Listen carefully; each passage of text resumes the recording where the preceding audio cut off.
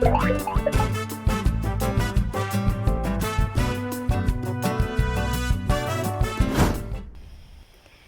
po mga mamamayang, magandang hapon po sa inyong lahat. Ngayong hapong ito ay ipapakita ko po sa inyo ang pagluluto ng dila ng baka at saka heartbeat or puso ng baka. Ganito po ang itsura ng dila. Yan. May mga parang tinik-tinik siya na mapuputi. Pero tatanggalin ko po ito. Tapos ito naman po ang heart ng baka. Yan. Ngayon po ay hihiwa-hiwain ko po muna ito ng maliliit, itong dila at saka yung heart. Pagkatapos ko po nitong mahiwa ay ipapakita ko po ang iba pang mga ingredients nito. So ngayon ay hihiwain ko po muna to ng maliliit para mas mabilis po siyang maluto. Pero hindi ko na lang po ipapakita sa inyo kung paano ang paghihiwa. Mamaya po kapag nahiwa ko na lahat ay ipapakita ko po sa inyo. Tsaka yung iba pang mga sangkap natin. Ngayon po ay ito na po ang ating mga sangkap sa lulutuin ko po na adobong dila ng baka at saka heart ng baka. Unang-una, dila ng baka, heart ng baka, garlic or bawang, sibuyas, paminta, calamansi juice,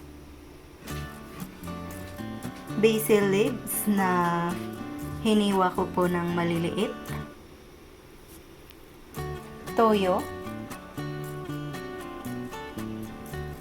black beans or salted black beans,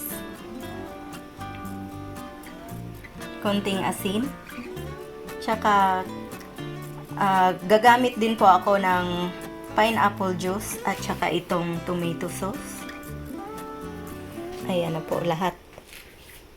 Ang unang-una ko pong gagawin ay lalagyan ko po ng toyo itong ating dila ng baka. Ayan po, lalagyan ko po siya ng konting toyo. Konti lang po ang ilalagay ko kasi mayroon po tayong salted black beans na gagamitin. Baka po aalat po siya kapag dinamihan natin. So ngayon, ang isusunod natin ay itong calamansi juice. Tapos, ilalagay ko na po itong ground black pepper na 1 teaspoon. Yung toyo na ginamit ko ay mga 2 tablespoon lang po yun.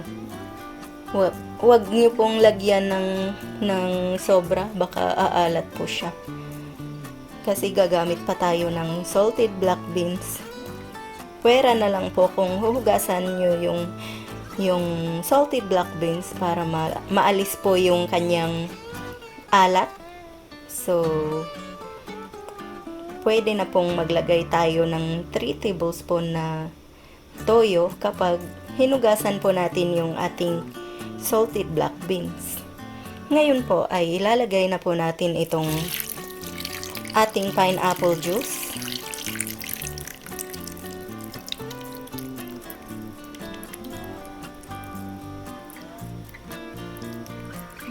Tapos imamarinate po natin siya ng 1 oras or 2 oras, depende po sa inyo.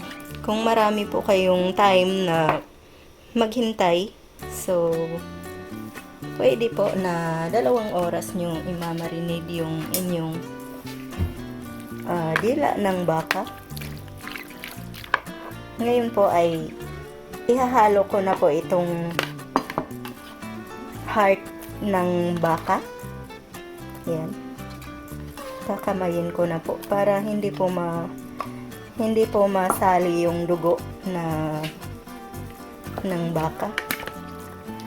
Pero pinakuluan ko na po ito kanina. Ngayon ay hahaluin lang natin siya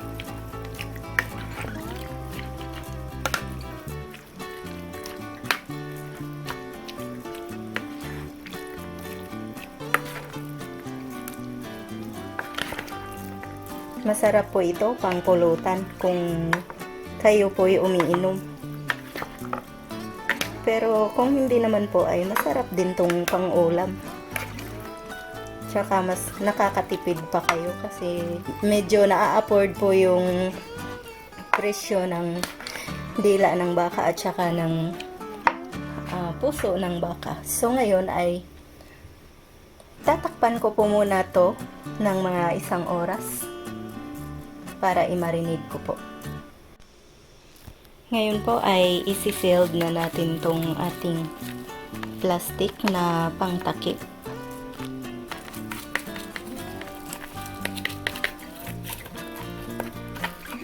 Para hindi po sumingaw yung amoy ng lemon, calamansi at saka yung iba pang mga nilagay ko doon sa ating karne or dila ng baka. So, ayan. Hihintayin na po natin siya ng mga 1 oras. Tsaka ko po lulutuin to. Gagamit din po pala ako ng cooking oil para mamaya sa paggigisa po ng ating mga sangkap na bawang at saka sibuyas. Ngayon po ay umabot na po siya ng 1 oras. Ngayon ay pwede ko na pong lutuin to. So, ngayon ay tinanggal ko na po yung takip. Tapos haluin lang natin siya ulit ng konti. Tapos pwede na itong lutuin. Ngayon po ay lalagyan na natin ng mantika yung ating kawali. Ngayon po na mainit na itong ating mantika ay ilalagay na po natin itong ating bawang.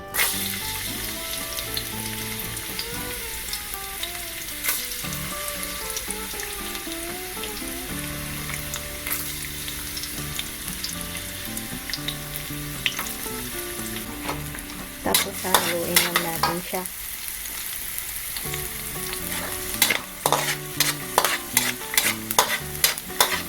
Hanggang sa mag-light brown yung ating bawang.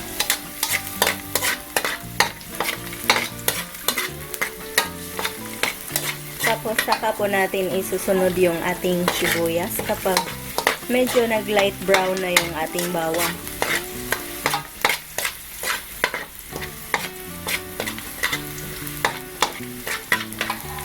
Lalakasan ko lang po ng konti yung apoy. Ngayon po na medyo nag-light brown na yung ating garlic, ngayon ay isusunod na natin ang ating sibuyas.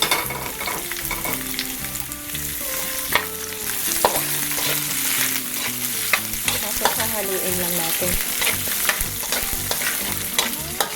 Ngayon po na medyo luto na yung ating sibuyas ay ilalagay na po natin yung tomato sauce.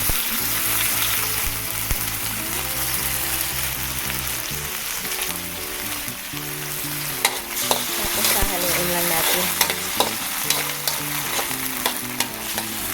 Ngayon po ay pwede na nating isunod itong ating beef heart at saka yung ating dila ng baka.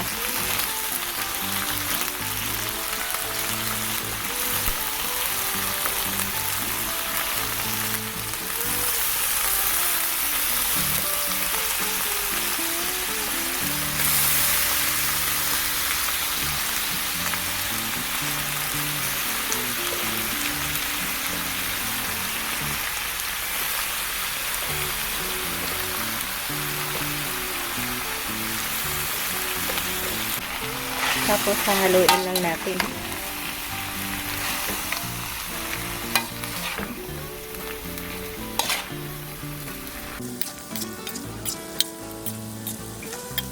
Kakaiba po ng klase ng pagka-adobo ito kasi may tomato sauce. Medyo may pagka-sarsyado po siya. Ngayon po ay maglalagay po ako ng konting suka. Mga 1 tablespoon na suka. Tapos hahaluin natin siya.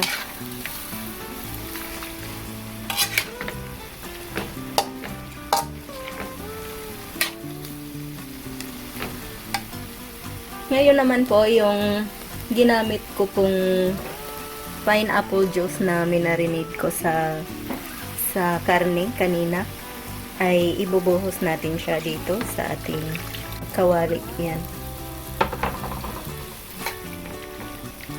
Tapos haluin natin. Ngayon po ay maglalagay po tayo ng konting tubig para po sa pagpapalambot ng ating karne or sa puso ng baka or sa dila. At sa dila pala yan. Ngayon po ay gagamitan pa po pala natin to ng luya. Ngayon ay ilalagay na po natin doon sa ating dila ng baka at saka sa ating puso ng baka. Ngayon po ay ganyan na po ang magiging itsura niya. Ngayon ay ilalagay na natin itong luya na hiniwa ko po siya ng maliliit. Yan. Ngayon po ay hahaluin lang natin siya.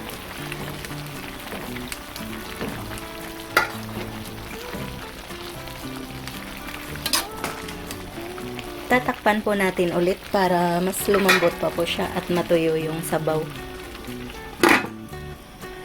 Mga 45 minutes po natin na tatakpan. Mula kanina hanggang ngayon ay continue po. 45 minutes po lahat ang bilang natin. Ngayon po ay pwede na po nating ilagay itong salted black beans. Hindi na po ako maglalagay ng asin kasi maalat na po ito.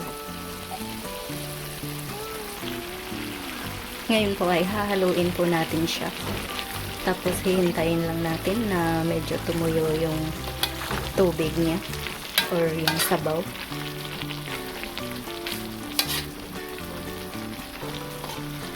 Kung medyo matabang pa po sa inyong panglasa ay pwede po kayong magdagdag ng asin. Pero itong sa akin ay okay na to. Kasi yung mga tao dito sa amin ayaw nila ng maalat. Kaya itong salted black beans lang ang nilalagay ko. Ngayon ay tatakpan ko po muna to para mas lalo po siyang tumuyo. Ngayon po ay medyo tumuyo na yung sabaw. Pwede na nating ilagay itong basil leaves. Tapos papatayin na po natin yung apoy. At hahaluin lang po natin to. Yan. Sobrang bango po ng basil leaves. Nakakatanggal po ito ng langsa.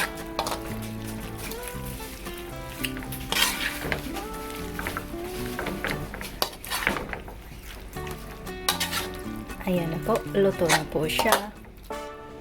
Ito na po mga mamamayang ang ating adobong dila ng baka at saka heart ng baka. Sana po ay try nyo ang reseping ito. Sana ay magustuhan po ninyo. Sana mag-like, mag-subscribe at mag-share kayo. Maraming salamat po sa inyong panunood. Ito po ang inyong Ate Mayang na nagsasabing mabuhay!